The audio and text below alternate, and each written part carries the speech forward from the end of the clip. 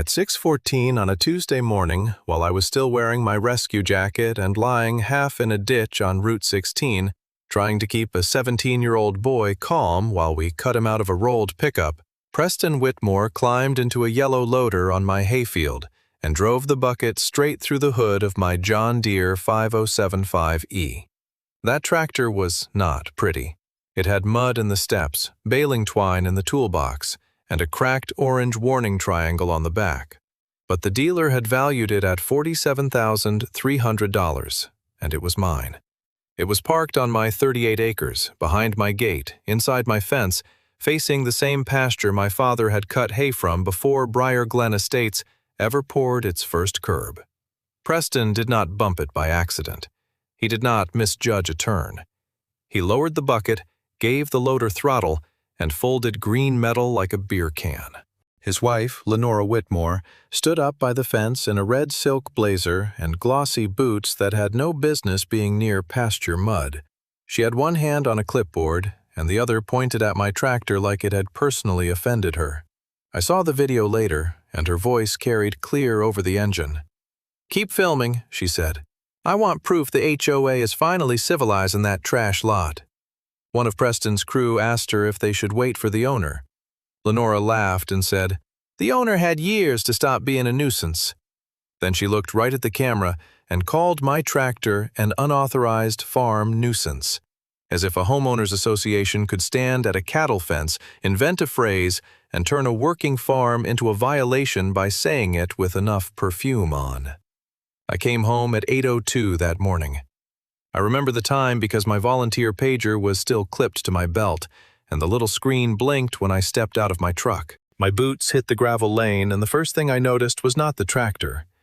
It was the silence. No birds down by Willow Run, no cattle shifting in the lower grass, just diesel engines idling where they had no reason to be. Then I saw 8 white work trucks sunk to their running boards in my pasture mud. They were lined up crooked across the low ground like somebody had tried to park a parade in a swamp. Whitmore Grounds and Drainage was lettered on every door in blue. There was a flatbed near the creek, a skid steer with mud packed into the tracks, and Preston's loader sitting with its bucket still pressed against what used to be the front of my John Deere. The hood was split down the middle. The radiator was bleeding green coolant into the dirt. The front axle had kicked sideways, and one hydraulic line hung loose, dripping like a cut vein. At my gate, zip-tied through the chain link with a fresh white tie, was a printed notice in a plastic sleeve. "Emergency abatement of abandoned agricultural equipment." That was the title across the top, bold and centered like a church bulletin.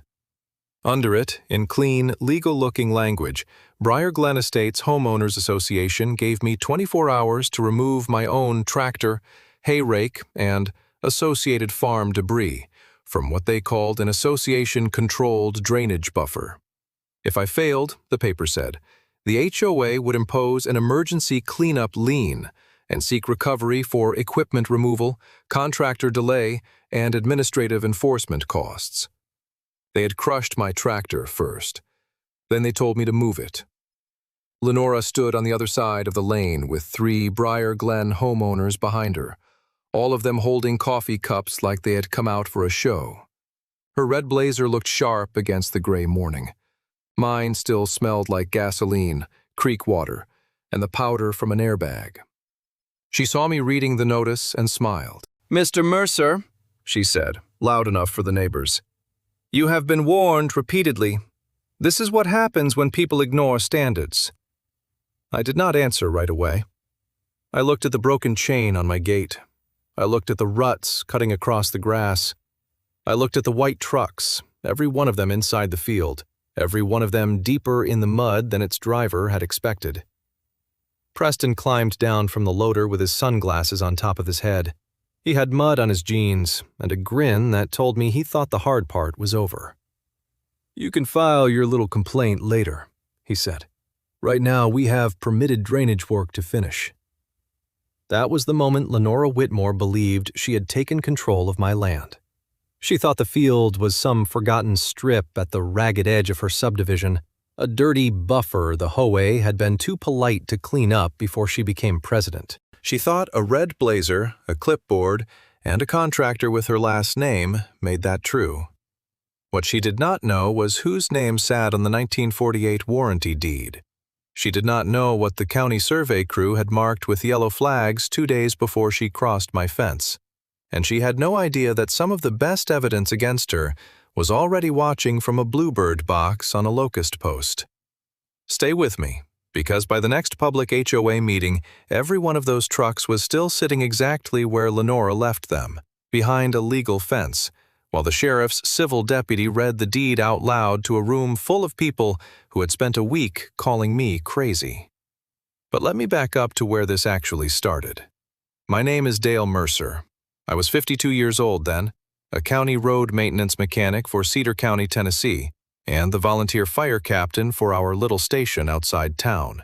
I had been a widower 6 years, long enough that folks stopped lowering their voices when they said my wife's name, but not long enough that I had stopped setting a second coffee cup out some mornings by mistake. I was not rich. I was not important. I fixed culverts, patched washouts, welded plow brackets, and kept a red metal file box in my hall closet because my father believed a man who owned land ought to know where the paper was.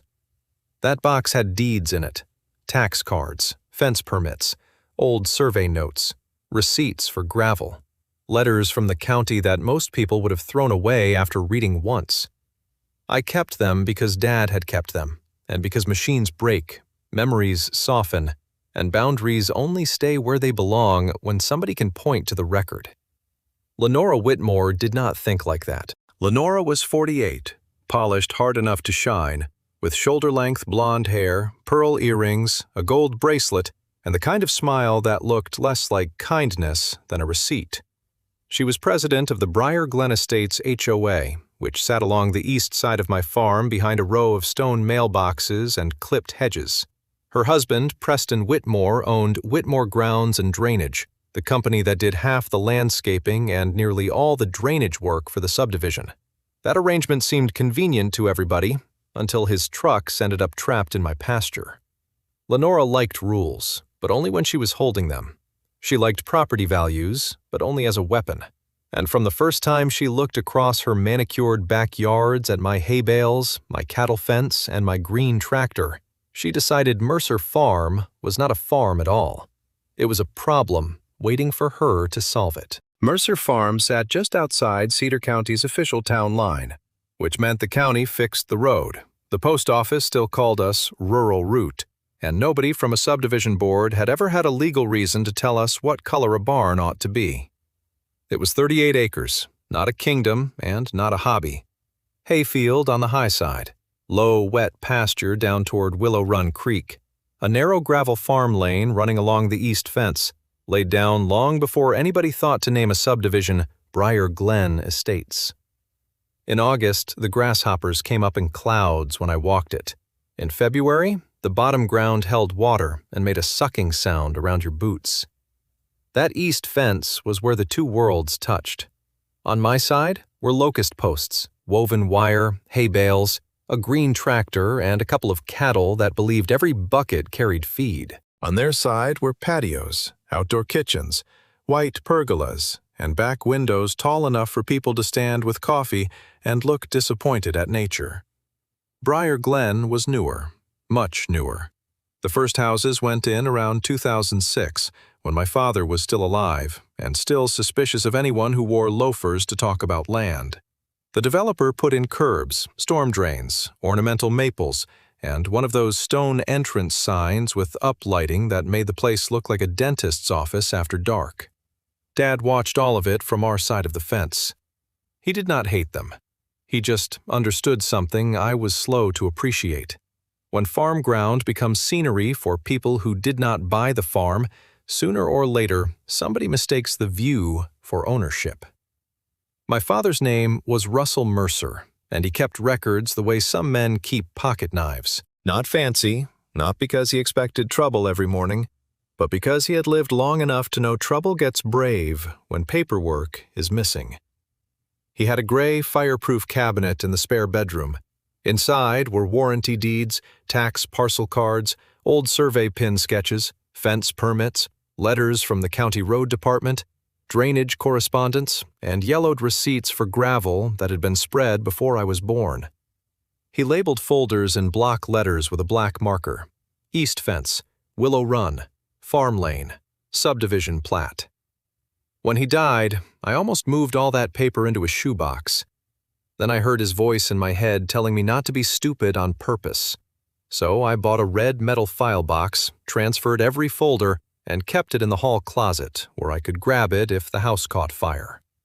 Most days it seemed like overkill. I was not a man who went looking for fights. I worked county roads, and county roads teach you patience because asphalt does not care how mad you are. You fix what is broken, you mark what is dangerous, and you write down what you did because 3 months later somebody will swear you never warned them. That was how I handled Briar Glen at first. Most of the residents were polite enough. Some waved, some did not. A few planted shrubs along their back fences so they would not have to see my hay bales. One fellow named Marston used to ask if his grandkids could watch when I cut the field, and I always told him they could stand by the fence if they stayed behind it. Nobody loved looking at farm work from a breakfast room. I understood that. A tractor is not a fountain. Hay bales are not landscaping. Cattle do not care about resale value. Still, there is a difference between not liking a view and deciding the view has no rights. That difference became Lenora Whitmore. She took over as HOA president in March, and by May, my mailbox started receiving envelopes with Briar Glen's crest printed in navy blue at the top. The first one said my east pasture contained excessive weed growth visible from association lots. The second said farm odors had created an unreasonable nuisance during outdoor living hours. The third one called my John Deere and hay rake unapproved machinery stored adjacent to common drainage facilities. Adjacent was doing a lot of work in that sentence. I wrote back each time, calm and short.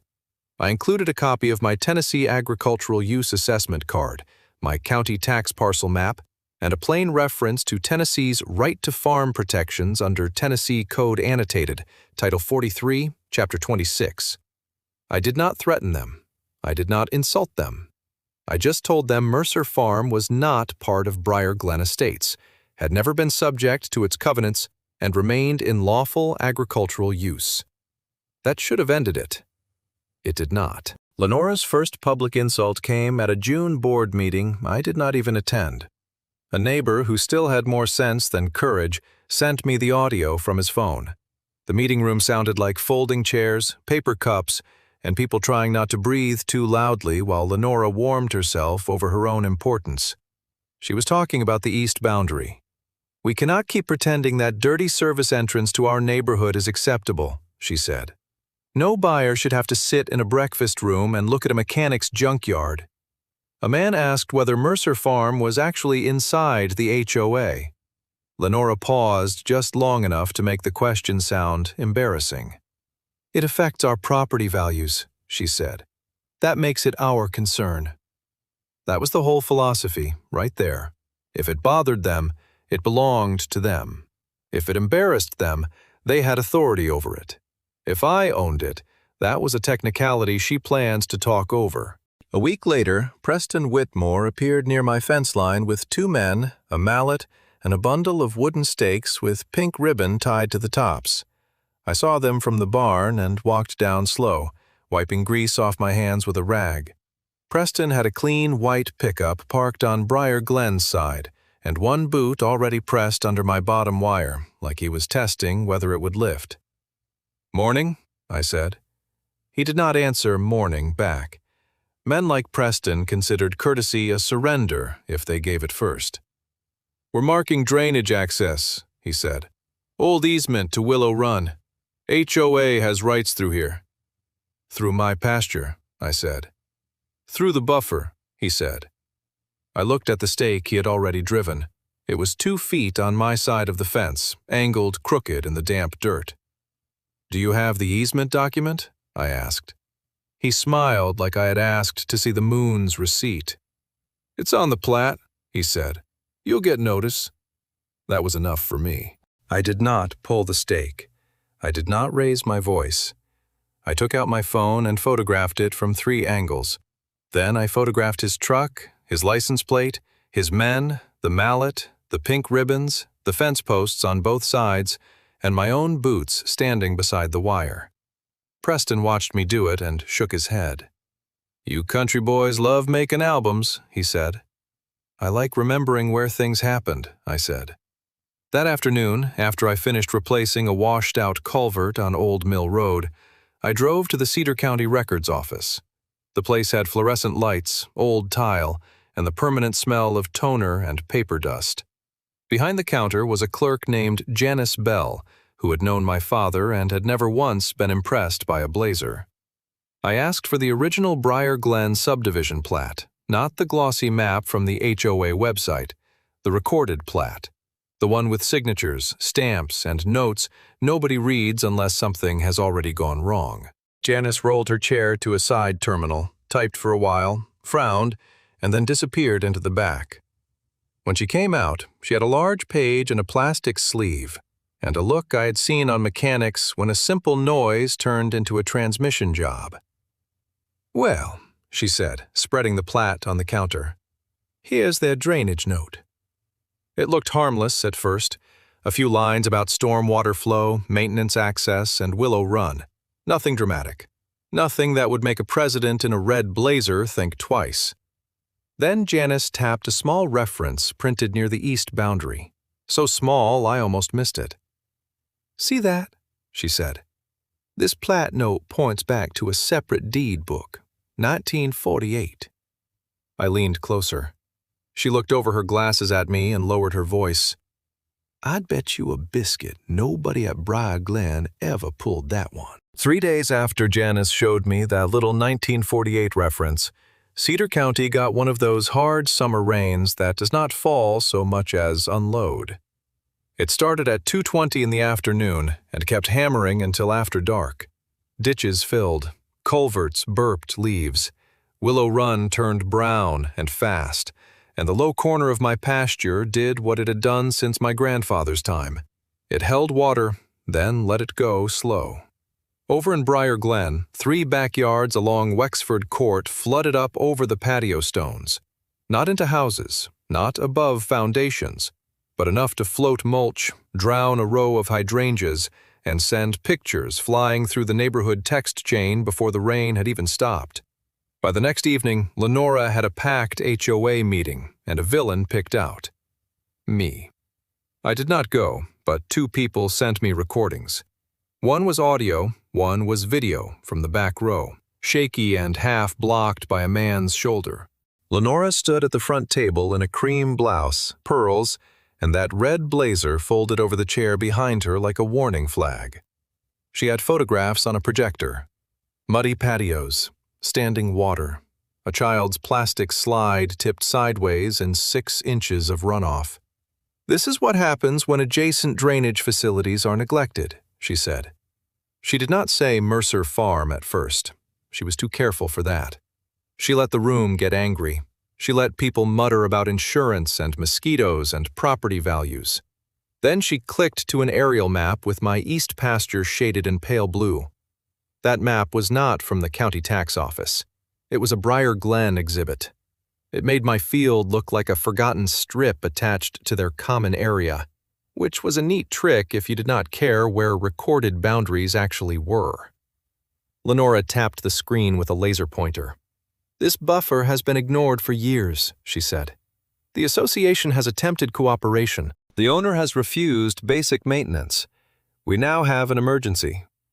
A woman asked whether the HOA had authority outside its lots. Lenora reached for a binder like she had been waiting for the line. "Article 7, Section 4, she said. "The board may enter, maintain, repair, or improve adjacent common drainage facilities where failure to act threatens association property." There it was. The kind of sentence that sounds powerful until you ask 3 boring questions. Adjacent to what? Common to whom? Recorded where? I had never joined Briar Glen. My father had never joined Briar Glen. My parcel was outside the subdivision boundary, outside their covenants, outside their assessment rolls, and outside the reach of Article 7, Section 4. No matter how many times Lenora read it in a confident voice. But a room full of wet patio owners did not want a title lesson. They wanted someone to blame. Preston sat along the wall during that meeting, arms crossed, contractor logo on his shirt, looking solemn in the practiced way of a man waiting for his own invoice to become inevitable. Before the meeting ended, Lenora announced a proposed emergency drainage rehabilitation project along Willow Run. No competitive bids, no delay, no further negligence. By 8:41 that night, the board approved a no-bid contract to Whitmore Grounds and Drainage for $68,750. The contract language mattered. I did not see it until later, but I remember the line because my attorney circled it so hard the pen nearly tore the page. It described the work area as the neglected eastern buffer tract owned, maintained, or controlled by the Briar Glen Estates Association. Owned, maintained, or controlled. Those three words were a fishing net. If one did not catch, Lenora hoped another would. The next morning, a certified letter arrived in my mailbox. I signed for it at 10:16 a.m. while still wearing my county work shirt.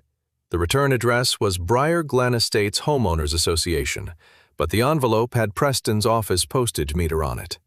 Inside was a 2-page notice titled Demand to Clear Association Drainage Access.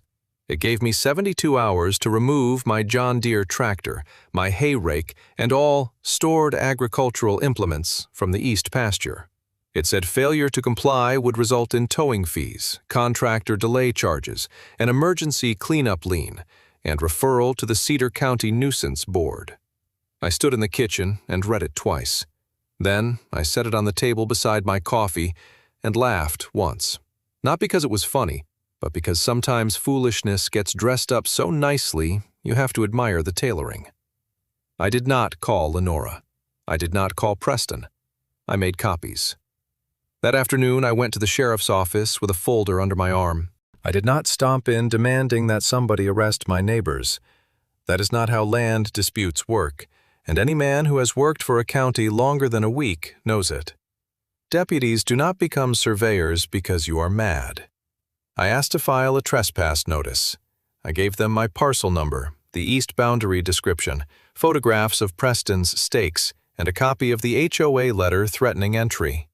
The desk deputy took it down, gave me an incident number, and said a civil deputy could be present later if things got hot. Then I drove to the county planning counter. Janice was there, and so was a younger planning clerk named Melissa Grant. I asked whether any grading permit had been issued near Willow Run, Briar Glen, or my parcel. Melissa searched by subdivision name first, then contractor name, then creek reference. She found something. An emergency grading permit application had been filed that morning by Whitmore Grounds and Drainage. The work description said swale rehabilitation, sediment removal, and access improvement. The parcel number attached to it belonged to Briar Glen Common Area, not me. But the map exhibit shaded a work zone that crossed my fence and ran right through my east pasture. Melissa stared at the screen a little too long. "I'm not saying it's right," she said carefully. "I'm saying it's in the system as emergency drainage work." "Can you inspect it before they enter my land?" I asked. "I can flag it for review," she said. "And I can note your boundary objection." That was all I needed for the moment. Not a rescue, a record. By then, my file had a trespass notice, a boundary inquiry, photographs, the certified letter, and a permit flag in the county system. None of it looked dramatic. It looked boring. Boring paper has a way of sitting patiently until loud people run out of adjectives. Lenora and Preston did not know that yet. At 11:58 that night, my volunteer pager went off. Rollover with entrapment. Route 16 near the old limestone cut. Multiple vehicles, possible fatality. There are sounds a man remembers even when he wishes he did not. The crunch of safety glass under boots. A mother's voice on a phone handed through a broken window. the hydraulic cutter biting into a door frame while rainwater runs down your neck. That night had all of it. We worked until morning. One driver died before the ambulance could leave.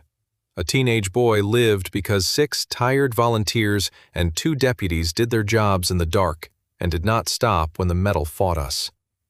While I was there, kneeling in ditch mud beside somebody else's child, Lenora and Preston decided that was the perfect time to treat my farm like a vacant lot. At 4:37 a.m., the first white truck rolled through my farm gate. I know the time now because 3 different devices agreed on it later. The gate camera, the trail camera, Preston's own equipment, GPS. The chain on my gate had been unhooked, not cut yet, and laid over the post like someone wanted to pretend permission had appeared in the night. A white Whitmore pickup came first, with amber lights flashing, then another, then 6 more. A flatbed followed, ramps rattling. Behind that came a skid steer, and then Preston's loader, heavy enough to leave deep, half-moon tracks in the wet lane. Lenora was there before daylight, in glossy boots and a raincoat over her red blazer, holding a clipboard under a clear plastic cover. She had hired a videographer, a young man with a stabilizer rig and a nervous face, to document what she called compliance work. That was the phrase she used, compliance work. The video caught her walking along my fence, pointing at my hay rake, my tractor, my gate, and the low pasture shining with rainwater.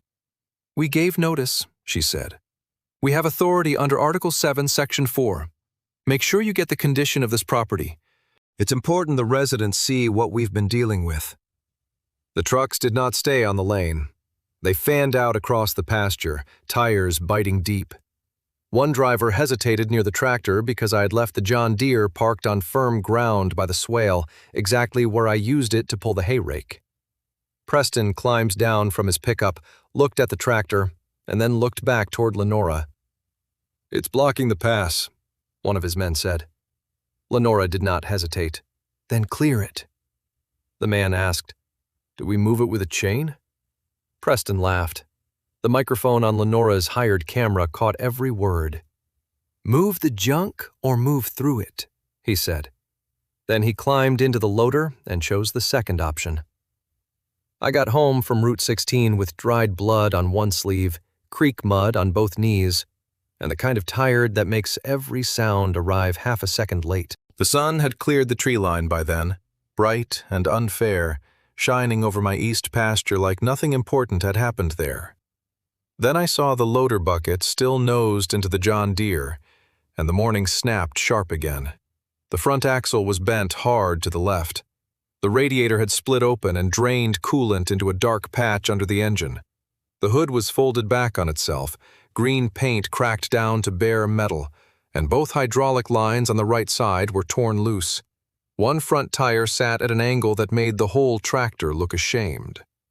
A service manager from the John Deere dealer put the replacement value in writing later at $47,300. At that moment, I did not need a number to know it was ruined.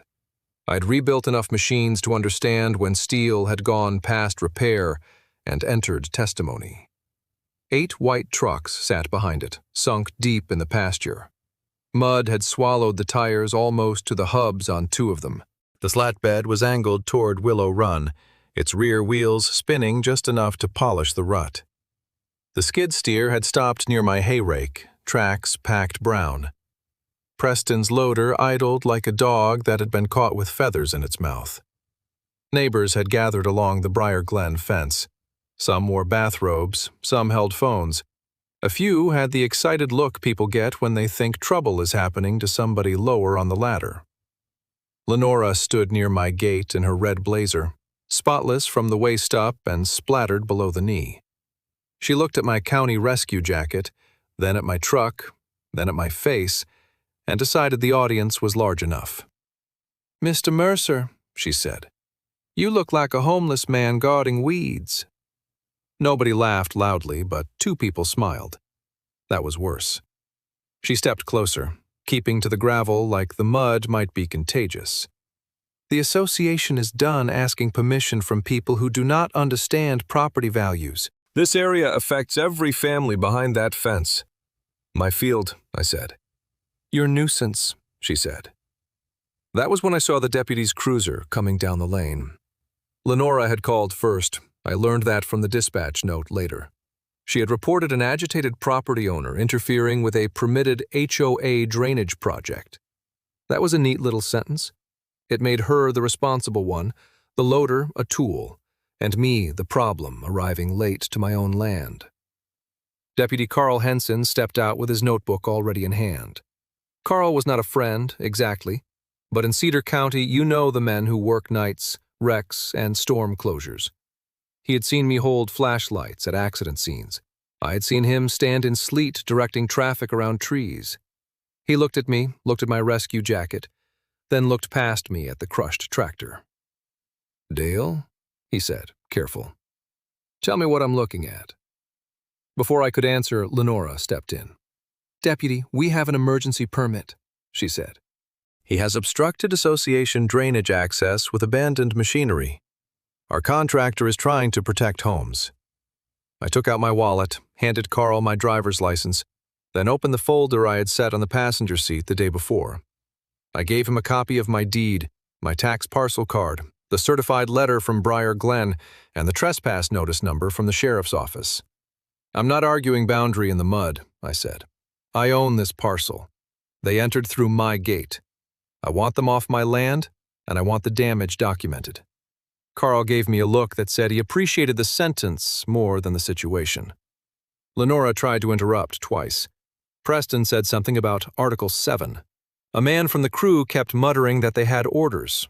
Carl held up one hand. "I'm not a surveyor," he said. "I'm not deciding an easement from the roadside, but I am writing down what is physically here." So he did. He wrote down the damaged John Deere 5075E. He wrote down the loader pressed against it. He wrote down 8 Whitmore grounds and drainage trucks in the field, 1 flatbed, 1 skid steer, and the condition of the gate chain. He wrote that I requested all parties leave my property. He wrote that Lenora claimed HOA authority and produced a permit reference but no signed access agreement from me. It was not thunder. It was not justice with a trumpet. It was an incident report. Boring paper. Important paper. Lenora did not understand the value of that, which was why she walked over with a bright white notice in her hand and pressed it toward me like she was serving a menu. "This is your final notice," she said. The top read, "Emergency abatement of abandoned agricultural equipment." The tractor she had just watched her husband crush was now, according to her paper, abandoned junk. My pasture was described as an association-controlled drainage buffer, subject to cleanup authority. I had 24 hours to remove the equipment or face a lien for abatement costs, contractor delay, and administrative enforcement. I held it by one corner. "You're handing me a notice to remove the tractor your husband just put a loader through," I said. Preston snorted. "Shouldn't have parked it in the access." I looked at him. Then I looked at the videographer, still standing 10 yards away with his camera running, catching Preston's grin, Lenora's clipboard, and the loader bucket sitting in my radiator. Some evidence survives because a man hides it well. Some survives because arrogant people pay someone to record their own voice. I folded the notice once and put it in my folder. After that, I mostly stopped talking. I photographed the ruts from the gate to the swale. I photographed every license plate. I photographed the broken link on the chain, the zip tie on my gate, the notice in my hand, the mud on Lenora's boots, and the clipboard page where I could see the words "Emergency Drainage Rehabilitation" across the top. I photographed the loader bucket touching the tractor from 3 angles, with the fence line and the survey flags visible behind it. Lenora kept talking because silence bothered her. "This is exactly why the county should have acted years ago," she told the neighbors. "These people force responsible communities to take action." These people. That phrase floated out over my pasture and settled there with the diesel smoke. I did not tell her about the 1948 deed. I did not tell her about Janice at the records office. I did not tell her what the county planning counter had already flagged. I certainly did not tell her that some records live in more than one place, and some cameras are easier to miss than people think. I just kept taking pictures. Carl finished his notes, gave me the incident number, and told everyone to keep the peace. He suggested the contractor remove the trucks until the boundary issue was cleared up. Preston said the ground was too wet now, and they would need boards, chains, and another machine. That was the first honest thing he said all morning. I did not block them. I did not threaten to tow them. I did not touch a single truck. By then, they had buried themselves better than I could have managed with a plan. I got in my pickup and drove into town. At the Cedar County building, I applied for a fence repair permit at 11:32 a.m. Not a subdivision fence, not a spite wall. A lawful agricultural livestock fence along an existing farm boundary damaged during a disputed entry. I paid the fee, got the receipt, and asked for the permit number printed clean. Then I called Harlan Pike, who had built half the cattle fencing in that end of the county, and ordered 1,280 feet of woven wire livestock fence, new locust posts, brace wire, staples, and a 16-foot farm gate. "You in a hurry?" Harlan asked. "Thursday morning," I said. He whistled low. "That kind of hurry costs extra." "Write it down," I said. My last call was to a licensed surveyor named Ed Morales. He had already been out 2 days earlier setting yellow flags along the east boundary because I had asked him to verify the old pins after Preston started planting stakes. I told him what had happened and asked whether he could finish marking the line by Thursday morning. Ed was quiet for a moment. "I'll pull the deed calls again," he said. "Don't move anything." "I don't plan to," I said. At 5:18 that evening, my phone rang while I was standing in the barn, looking across the pasture at 8 white trucks still sitting in the mud like stranded boats. It was Ed. He did not say hello. His first words were, "Dale, those trucks are not on an easement. They are parked inside your deed." Ed Morales came out at first light Thursday with 2 tripods, a vest full of flagging tape, and the expression of a man who trusted measurements more than everybody's feelings. By 7:40 a.m., yellow flags ran clean along my east boundary. Not near the trucks, around them. The line followed the old deed calls, crossed the farm lane at the gate, and bent down toward Willow Run, just where my father's folder said it should. Preston's pink stakes sat on the wrong side of it, like bad guesses. I stood there with coffee in one hand and my red file box open on the tailgate. Ed pointed with his range pole. "That white pickup is 112 feet inside your parcel. Loader is deeper." "Flatbed, too. Any part of them on Briar Glen's easement?" I asked. "No," he said. "Their drainage easement stops at the subdivision boundary. It doesn't jump your fence because they want it to." That sentence was not poetry, but I could have framed it. At 8:25, I drove into town and sent a certified written demand to Whitmore Grounds and Drainage, with copies to Briar Glen Estates, their registered agent, the sheriff's office, the county zoning office, and the insurance carrier listed on Preston's trucks. The letter was plain. No insults, no threats I could not back up. It cited Tennessee trespass and property damage law in ordinary language, referenced Tennessee Code Annotated 2939-101 for civil damages, and demanded that Preston's company stop all grading, leave my property, preserve evidence, and make arrangements for lawful removal of its vehicles. I gave them until 10 a.m. Friday to respond in writing.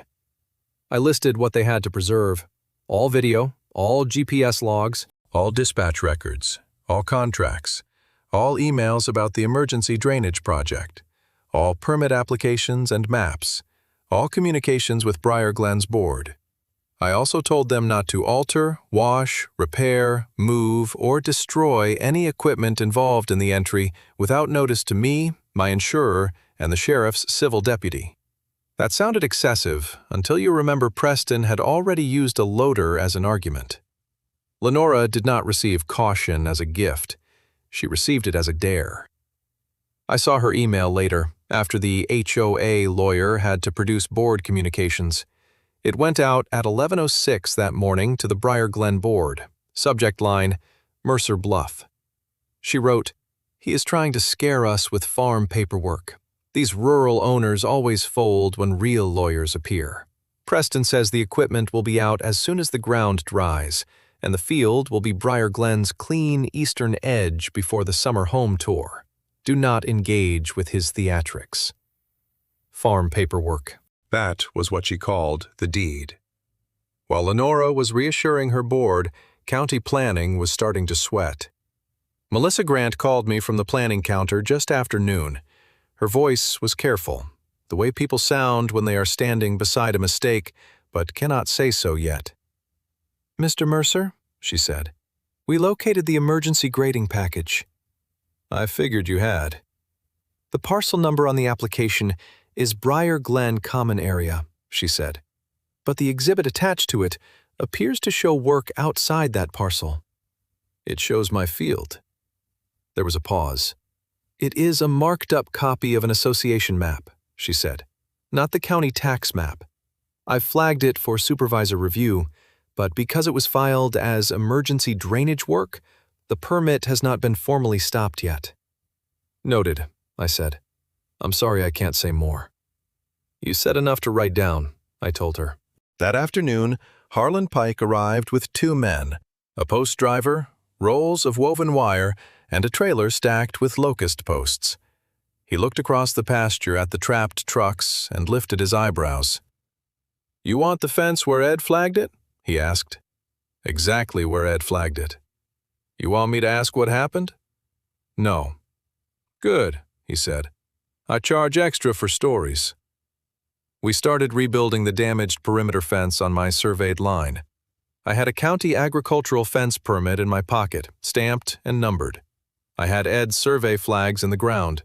I had my father's deed calls in the file box. We did not cross into Briar Glen. We did not touch a single Whitmore truck. We did not climb on their flatbed, move their cones, drain their fuel, block their doors, or lay a finger on Preston's loader. We set posts. That was all. Post by post, brace by brace, the old boundary became visible in a way even a person with a clipboard could not talk around. The woven wire unrolled with a metallic rasp. Staples rang under hammers. The post driver thumped like a slow heartbeat. Mud sucked at our boots. Across the fence, Briar Glen residents gathered on patios and behind white railings, pretending to water plants while filming us with their phones. Preston showed up around 3 p.m. in a clean pickup, saw Harlan's crew working, and laughed. "You building a petting zoo?" he called. Harlan did not look up. I said, "Fence repair." Preston shook his head. "You can't fence off association access." "I'm fencing my livestock boundary. You're blocking my trucks." I looked past him at the vehicles, all of them still on the pasture side of the line Ed had marked. "Your trucks are where your drivers left them." He laughed again, but it came out thinner the second time. By late afternoon, the shape of it had become obvious. The new fence tied into the old north corner, ran down the east line, followed the surveyed boundary past the muddy work area, and came back to the farm gate at the lane. Harlan hung a 16-foot metal gate between braced posts and set the latch on my side. I put a lock through it. That was the moment Preston stopped laughing. He walked to the gate and looked through the wire at his fleet. 8 white trucks, 1 flatbed, 1 skid steer, 1 loader, all inside my pasture, all visible from every expensive breakfast room Lenora had been trying to protect. "You can't hold equipment hostage," he said. "I'm not holding anything," I said. "I fenced my land. You can arrange removal through the sheriff's civil deputy after we document damages and authority." He called me something under his breath and got on his phone. 10 minutes later, Lenora arrived in the red Blazer. She did not park in the lane this time. She stopped on Briar Glen's side and marched along the fence, boots sliding in the mud where the grass had been torn up by her own contractor. The closer she got to the gate, the more she saw. The trucks were not outside the fence. They were not beside it. They were inside it, lined up in muddy disgrace behind fresh woven wire. Her right boot slipped and she caught herself on a post. Brown mud smeared across her glossy heel and up the cuff of her designer jeans. She looked at the locked gate, then at the trucks, then at me. "Where are our trucks?" she shouted. I was tired enough to enjoy the truth. "Right where you parked them," I said. Her face changed color so fast I thought she might need a chair. "You will open this gate immediately." "No." "We have rights." "Bring the document." "We have an emergency permit." "Bring a valid one." "You are interfering with public safety." "Call the sheriff." She did. The sheriff's office told her the same thing Carl Henson had already written down. Civil matter. Boundary dispute. Preserve the peace. Seek a court order if needed. I put up a plain sign on the new gate before sunset. Private agricultural property. No entry without written permission. Vehicles held pending sheriff's civil standby and court order. Under that, I taped my phone number and my attorney's name after I finally hired one. A quiet land use lawyer named Martin Voss, who had read 3 pages of my file and said, "Do not get creative. Creative loses." So I did not get creative. I sent photographs of the sign, the fence permit, the survey flags, and the vehicle positions to the sheriff's office, Briar Glen's attorney, Preston's insurer, and county zoning. I wrote that I would allow removal only by agreement or court order, with a sheriff's civil standby, proof of insurance and payment arrangements or bond for tractor damage, fence repair, crop loss, rutting, and storage value for the days their equipment occupied my land. That was the part Lenora never understood. I did not trap her trucks by hiding them. I preserved them in the place where she left them, behind a fence the county had permitted, on a boundary a licensed surveyor had marked, after written notice she had chosen to ignore. By Friday morning, the deadline in my certified demand passed with no proper response. By Friday afternoon, trash pickup in Briar Glen was delayed because Whitmore Grounds and Drainage used 2 of those trucks for side contracts. Landscaping crews were short equipment. The drainage project was frozen in mud. Homeowners who had cheered about cleaning up my field were suddenly asking why their HOA president's husband had parked half his company inside a farm fence. That evening, Briar Glen sent out an emergency meeting notice. Purpose: vote to authorize legal action against Dale Mercer and immediate recovery of association access. I printed it, folded it, and set it on top of the banker's box I was taking with me. Inside that box were certified letters, photographs, permit copies, tax maps, survey notes, and one folded deed older than every house in Briar Glen. Beside it was a thumb drive. Lenora thought she had called a meeting to embarrass me. She had actually rented the room where the map was going to speak. The emergency HOA meeting was held the following Wednesday at 7 p.m. in the Briar Glen clubhouse, which was really just a long room with beige walls, folding chairs, a coffee urn, and a framed watercolor of the subdivision entrance hanging behind the board table. Every chair was full. People stood along the walls. Homeowners from Wexford Court sat up front with their arms crossed, because their flooded patios had started the whole performance. Others came because trash pickup had been missed for 6 days. Landscaping had stopped halfway through the front entrance, and the drainage project Lenora promised was now a line of muddy tire tracks behind my fence. Preston stood near the side door, trying to look like a businessman instead of a man whose loader was still sitting in somebody else's pasture. Lenora had brought an attorney in a gray suit who kept his yellow pad squared with the table. Preston's insurance adjuster sat in the second row, holding a claim folder and saying nothing. Deputy Carl Henson was there in plain brown uniform as the sheriff's civil deputy, not to take sides, but because his incident report had become part of the problem nobody could talk around. Melissa Grant from County Planning came too. That was when I knew the room might finally learn the difference between confidence and authority. I sat in the back with my banker's box between my boots and a thumb drive in my shirt pocket. Martin Voss, my attorney, sat beside me with his hands folded over a thin legal pad. He had told me on the drive over, "Say less than you want. Let the documents do the lifting. That suited me fine. Lenora opened the meeting by standing before anyone had finished settling. She wore the red blazer again, dry-cleaned, bright as a stop sign, and her face had the hard shine of somebody who believed volume could still save her. "Thank you all for coming on short notice," she said. "This association is facing an aggressive and unlawful act by an unstable adjoining property owner." A few heads turned toward me. I looked at the floor. She kept going. "Mr. Mercer has obstructed an emergency drainage project, kidnapped contractor equipment, destroyed community access, and threatened the property values of every home along our eastern boundary. The board must authorize immediate legal action and emergency removal of the fence he erected to block association rights." Kidnapped equipment. That was a new one. I almost admired it. She clicked a remote and a slide appeared on the screen showing my new fence from the Briar Glen side.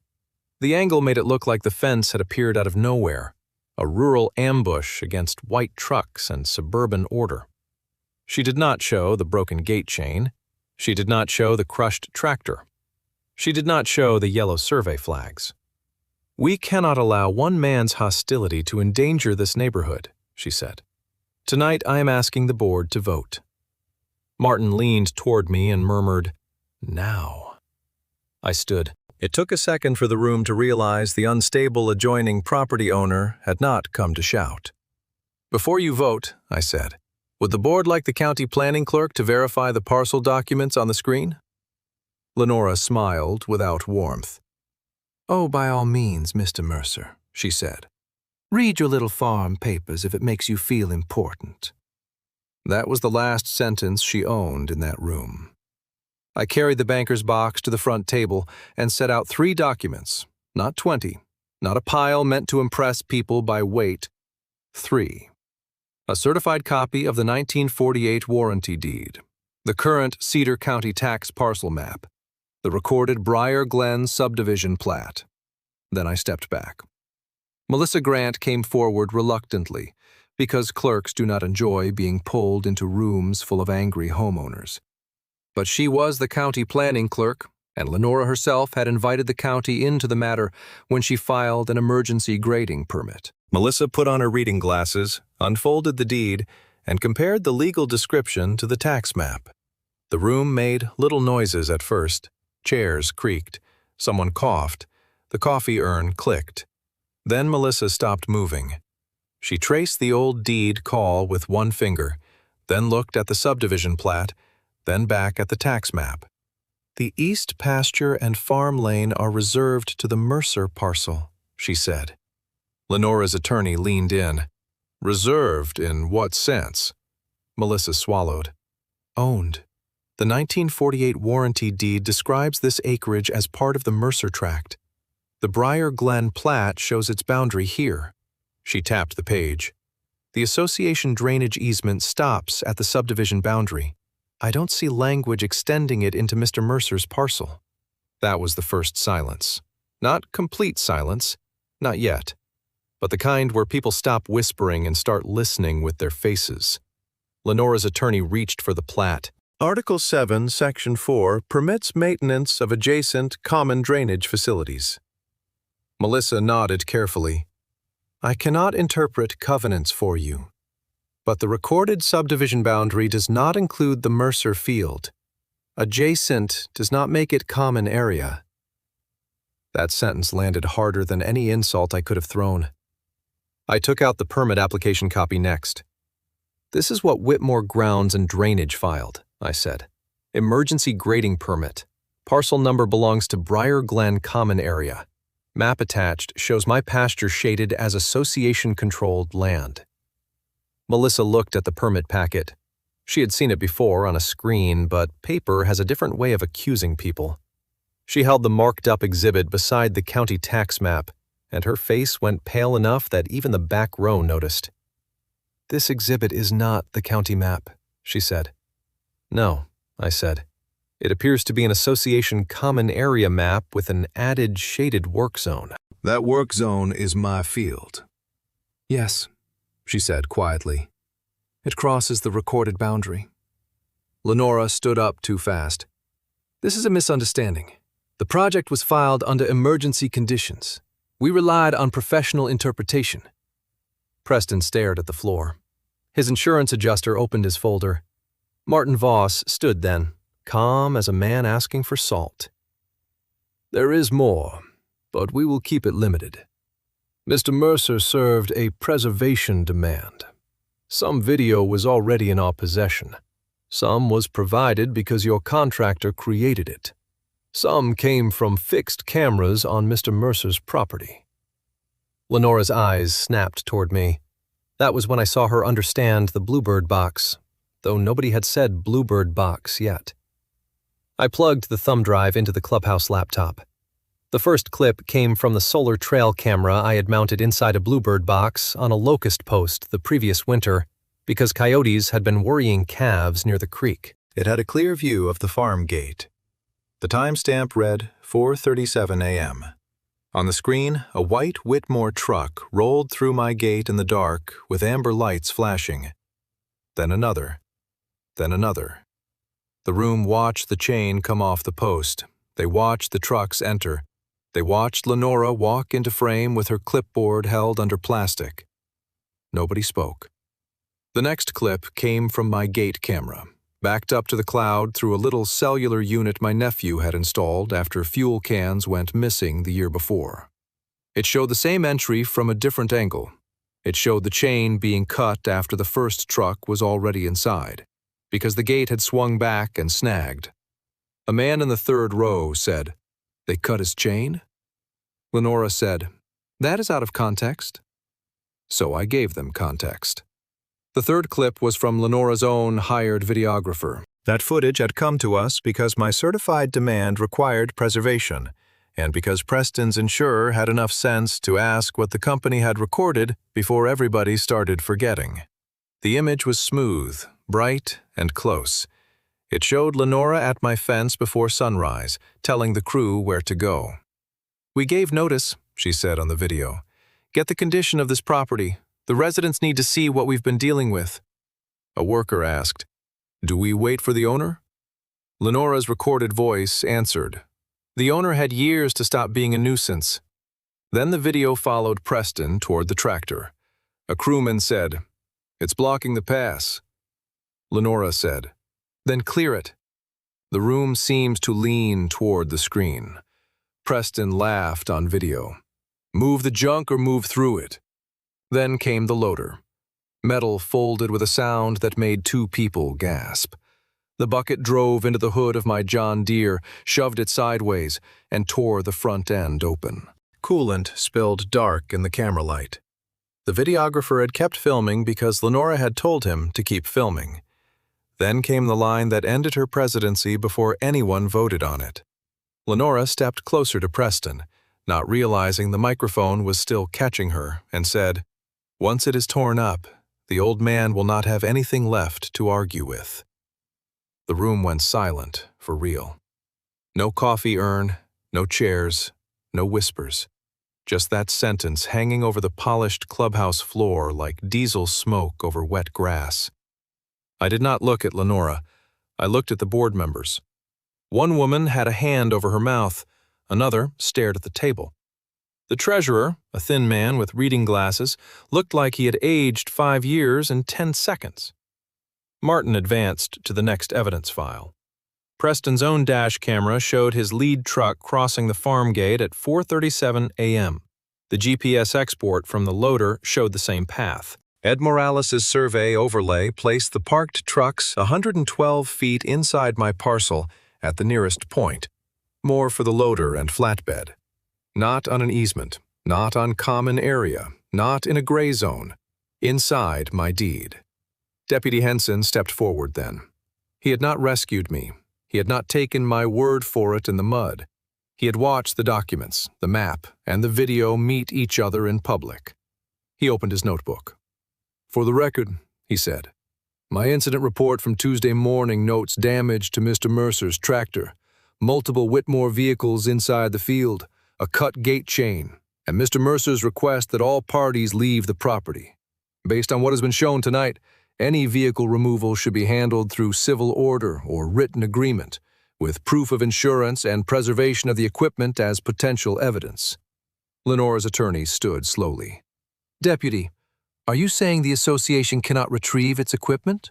I'm saying I'm not sending people through a locked farm gate into a disputed property damage scene because a board votes on it in a clubhouse, Carl said. Get a court order. That was the sheriff's office in one sentence. Not dramatic, not emotional, useful. Lenora sat down. For the first time since I had known her, she had nothing ready. Her attorney turned to Melissa Grant and held up the emergency grading application. His voice had lost some polish. Ms. Grant, he said, who authorized this permit amendment showing the work zone outside the common parcel? Melissa looked at the signature block.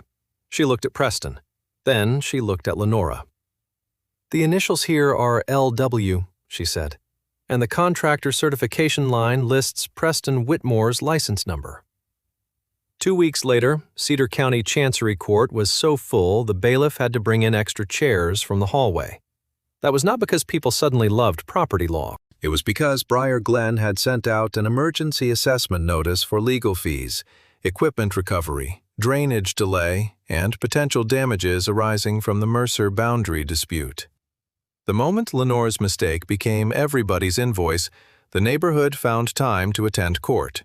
They filled the benches in pressed shirts and summer dresses, whispering under the high ceiling, while Preston stood near his attorney and looked smaller than he had looked in my field. Lenora sat at the HOA table with her red blazer buttoned tight, no mud on her boots this time, her face arranged into injured dignity. I sat with Martin Voss and my banker's box. By then, the trucks had been behind my fence for 15 days. Not hidden, not damaged, not touched. Every morning I walked the fence line, checked the lock, photographed the vehicles, and wrote the time in a notebook. A man who is accused of kidnapping trucks learns to keep a diary. Our petition was not written like revenge. It asked for a temporary injunction barring Briar Glen Estates, Lenora Whitmore, Preston Whitmore, and Whitmore Grounds and Drainage from entering my land. It asked for trespass damages, property damage tied to the destroyed tractor, preservation of evidence to prevent spoliation, and supervised release of the vehicles once a bond or payment arrangement protected the damage claim. It also asked the court to recognize the recorded boundary, because apparently a fence, a deed, and a crushed tractor had not been enough for some people. I did not ask the judge to punish Lenora for being rude. Rudeness is not a cause of action. Recorded property rights are. Chancellor Evelyn Rusk took the bench at 9:03 a.m. She was in her 60s, with silver hair, narrow glasses, and the calm expression of a person who had heard every kind of nonsense and charged it rent. She let both sides state appearances, then looked down at the file. I have read the petition, the response, the survey affidavit, the incident report, and the permit materials, she said. I have also reviewed the video excerpts submitted for today's hearing. Lenora's attorney stood first and tried to make it sound complicated. He spoke of drainage emergencies, neighborhood safety, disputed access, equitable relief, and the hardship created by immobilized contractor equipment. He said the association had acted in good faith under Article 7, Section 4 of its covenants. He said there had been confusion over the boundary due to historic drainage patterns near Willow Run. Confusion was doing a lot of work that morning. When he sat down, Chancellor Rusk opened the Briar Glen covenants and read the boundary description aloud. Not quickly, not as a summary, word by word, from the recorded document. Then she looked over her glasses. Counsel, she said, where in this description is the Mercer farm included? The attorney shifted his papers. Your Honor, the association's position is that the drainage facility is adjacent to the common area and impacts association lots. That was not my question, she said. The courtroom settled. He tried again. The board understood the buffer tract to be under association control for purposes of drainage maintenance. Based on what recorded instrument? There was no clean answer. He mentioned the plat note. Chancellor Rusk asked for the 1948 deed. Martin handed up a certified copy. The judge read the legal description, then compared it to Ed Morales' survey overlay and the tax map. "This deed predates Briar Glen by several decades," she said. "It reserves the east pasture and farm lane to the Mercer tract. The subdivision drainage easement stops at the subdivision boundary. I do not see language granting Briar Glen a right of entry across Mr. Mercer's parcel." That was the second time a public room had heard the truth in plain English. The first time made people quiet. This time made them angry, because the assessment notice was sitting in their mailboxes. Melissa Grant testified next for the county planning office. She wore a navy cardigan and looked like she would rather be anywhere else, but her voice stayed steady. She explained that Whitmore Grounds and Drainage filed an emergency grading permit using a Briar Glen common area parcel number. She explained that the attached exhibit was not the county tax map. She explained that the shaded work area crossed into my parcel. Martin asked, "Would the permit have been issued in that form if the county had known the proposed work entered Mr. Mercer's private farm?" "No," Melissa said. The judge turned to the county attorney, who had come in after the planning supervisor realized the problem was growing teeth. The county attorney stood. "Your Honor, based on the testimony and review, Cedar County is voiding the emergency grading permit as issued on materially false parcel information. Any future work near Willow Run will require a corrected application, owner authorization where applicable, and inspection." There it was. Not a rumor, not a Facebook argument. The permit Lenora had waved like a badge died in open court. The tractor came next. Ray Tuttle, the service manager from the John Deere dealer, testified with photographs and an estimate sheet. Ray was a compact man with hands like clamps and no interest in drama. He walked through the damage the way a mechanic walks through weather. Front axle assembly bent beyond safe repair. Radiator split. Hood and side panels destroyed. Steering components displaced. Hydraulic lines torn. Frame alignment suspect after loader impact. Labor and parts exceeding reasonable repair value. "In your opinion," Martin asked, "is the John Deere 5075E a total loss?" "Yes, sir," Ray said. "What replacement value did you provide?" $47,300. He also testified to $6,820 in damaged attachments and related farm equipment, and $3,410 in transport, teardown inspection, and written evaluation fees. He had invoices. He had photographs. He did not have adjectives. That helped. Then came the soil and crop appraiser, a woman named Anita Caldwell, who had spent 2 muddy afternoons walking my pasture with a measuring wheel. She testified about rutting depth, compacted hay ground, broken fencing, gate destruction, contaminated soil where coolant had spilled, and the cost to restore the swale without pushing silt into Willow Run. Her numbers were not fantasy. That mattered. Fence repair and materials, survey costs, pasture restoration, lost hay yield on the damaged section, gate and chain replacement, cleanup and reseeding, storage value for commercial equipment occupying agricultural land, towing supervision, legal fees tied to injunctive relief. By the time she finished, nobody could pretend this was just a farmer mad about tire tracks. Chancellor Rusk took notes for nearly a minute after the testimony ended. The courtroom was so quiet, I could hear Lenora's bracelet touch the table when she moved her hand. Then the judge ruled from the bench. She granted the temporary injunction. Briar Glen Estates, its board members, agents, contractors, and anyone acting under their authority were barred from entering my parcel without written permission or further court order. She froze the HOA's emergency assessment for legal fees related to the unlawful entry until the board could provide proper notice, accounting, and insurance review. That line caused a sound in the benches, not quite a cheer, but close enough that the bailiff turned his head. She ordered all HOA records, emails, videos, permit materials, contracts, and board communications preserved. She directed that the vehicle release happen only under sheriff's civil standby, with no self-help entry, no cutting of my fence, and no removal until Preston's insurer posted a bond sufficient to cover the tractor replacement, attachments, fence repair, pasture restoration, towing supervision, and reasonable storage value for the days the equipment occupied my land. Then she looked at the county attorney. "The permit alteration issue is outside the scope of this civil hearing," she said. "But the county may refer the matter to the district attorney for whatever review is appropriate." Lenora closed her eyes. Preston looked at his insurer. His insurer looked at the floor. The bond was posted 3 days later. At 10 a.m. that Friday, a line of tow trucks came down my gravel lane with 2 sheriff's vehicles in front and 1 behind. It was the mirror image of the morning Lenora invaded my field, except this time, nobody unhooked a chain in the dark. Nobody cut a gate. Nobody called my tractor junk. Every driver stopped outside the fence.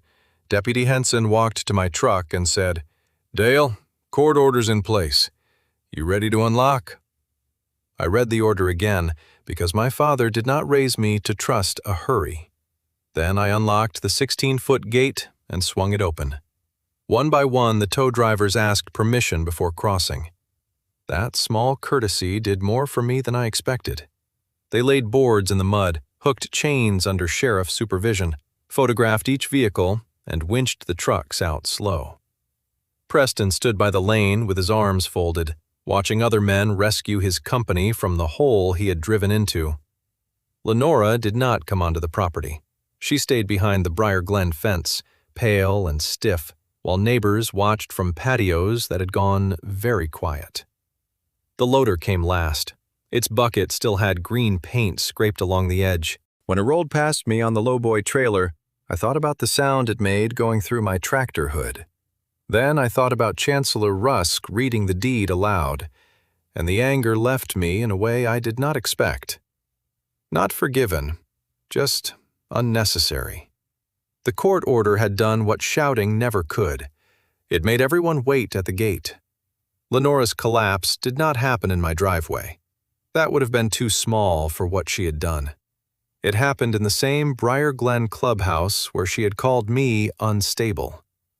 The next HOA meeting was packed tighter than the first. This time the homeowners were not looking at me. They were looking at the board table, the insurance letter, the frozen assessment, and the minutes that showed a no-bid $68,750 contract awarded to the president's husband under a permit the county had voided in court. The treasurer read the motion to remove Lenora Whitmore as president. Someone seconded it before he finished the sentence. Lenora tried to speak about service, misunderstanding, emergency conditions, and the burden of leadership. A man from Wexford Court stood up and said, "You put your husband's trucks on land we did not own and sent us the bill." That ended the speech. The vote was not close. They removed her as president, terminated Whitmore Grounds and Drainage's contract, ordered an outside audit of the emergency project, and authorized the association's insurer to negotiate settlement with me under the court's supervision. Lenora sat through it with her hands folded and her mouth shut. For once, the room did not belong to her. But the final accounting had not landed yet, and when it did, every line item had a receipt. The settlement did not arrive like lightning. It arrived the way lawful things usually arrive, in envelopes, signatures, claim numbers, and checks that had to clear before anyone celebrated. Preston's insurer paid first under the bond the court had required. Then Briar Glen's carrier came in after the HOA board changed counsel and stopped pretending Article 7, Section 4 was a magic key to other people's land. My attorney fees were reviewed. The restoration estimate was adjusted once. The hay loss was argued over for 10 days by people who had never priced seed, diesel, or lime in their lives. In the end, the total settlement came to $128,940. That covered the tractor replacement value, the damaged attachments, fence repair, the ruined gate and chain, hay loss, pasture restoration, soil cleanup, survey costs, towing supervision, storage value for the days the equipment sat on my land, court costs, and attorney fees tied to the injunction. Every line had a receipt. Every receipt had a date. The last document mattered almost more than the money. Briar Glen Estates signed a written boundary acknowledgement, prepared by Martin Voss and recorded with the Cedar County Register of Deeds. It stated in plain language that the HOA had no ownership, maintenance authority, covenant power, drainage access, or right of entry over the Mercer Farm East pasture or gravel farm lane, except by future written agreement signed by me or whoever owned the Mercer parcel after me. I stood at the recorder's counter when Janice Bell stamped it. She slid the copy back to me and said, "Your daddy would have liked this one." I said, "He would have told me to make 3 copies." So I did. Preston Whitmore's trouble lasted longer than the mud.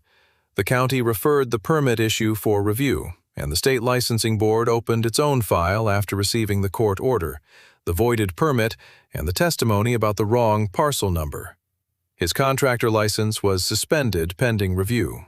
Not permanently, at least not right away. Government moves slow, and I learned not to predict it. But slow did not mean harmless.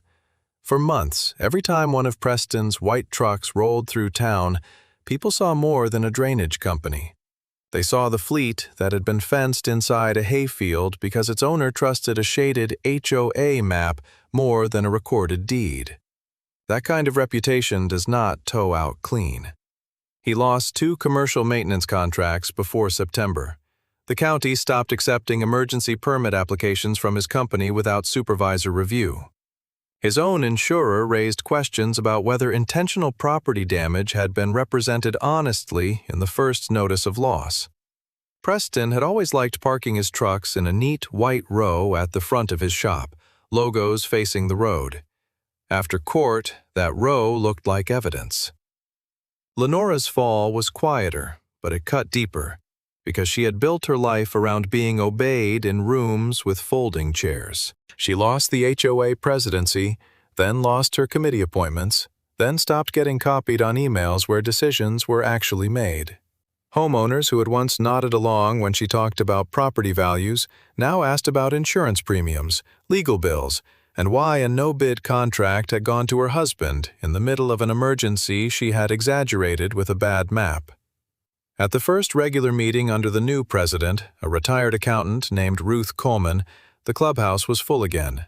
I did not need to be there, but Ruth asked me to attend so the boundary acknowledgement could be read into the minutes. Lenora sat in the 3rd row. No red blazer that night. Navy sweater, pearl earrings, hands folded tight in her lap.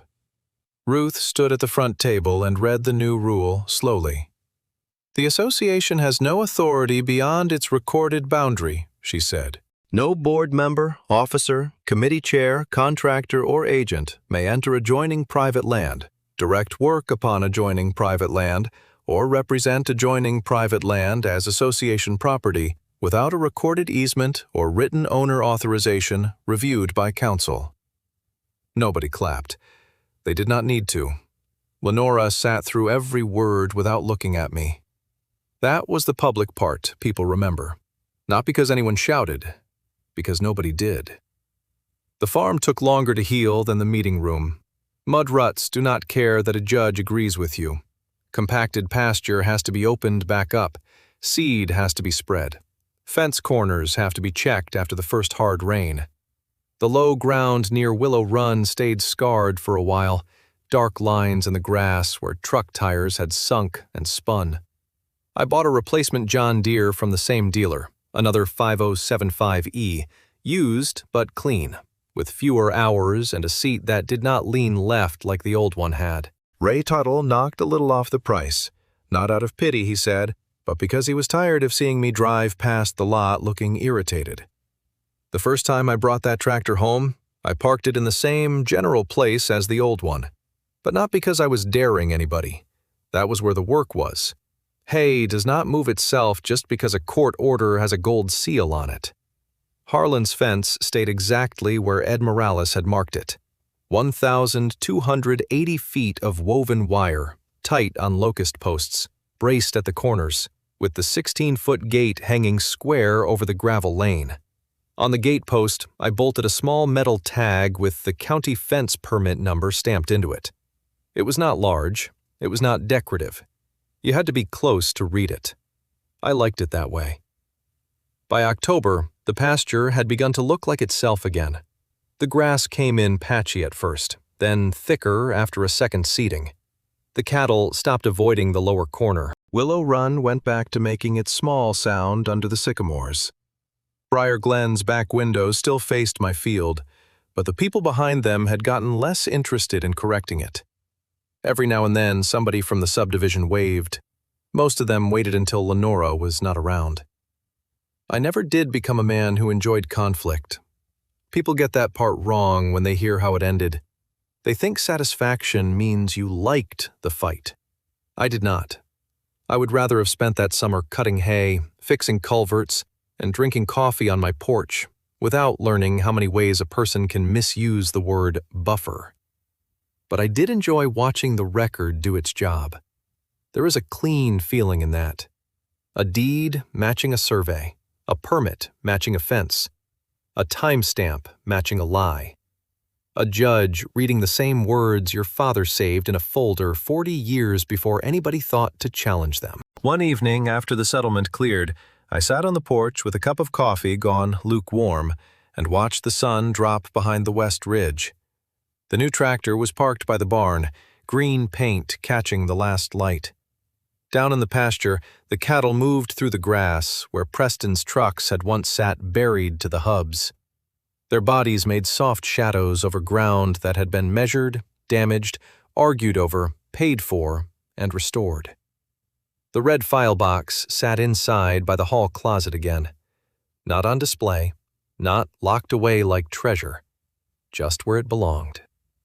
I thought about Lenora in that red blazer, pointing at my field like contempt could change a boundary. I thought about Preston saying, "Move the junk or move through it," right before he turned his own company into Exhibit C.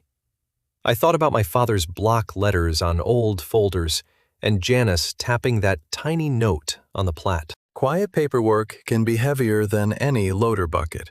That was the lesson. Turns out, the quietest man on the road was the one holding the map. Would you have let those trucks out before the court order, or made them do it the legal way? Tell me in the comments, and if you have ever tangled with an HOA over land that was already yours, I read every story.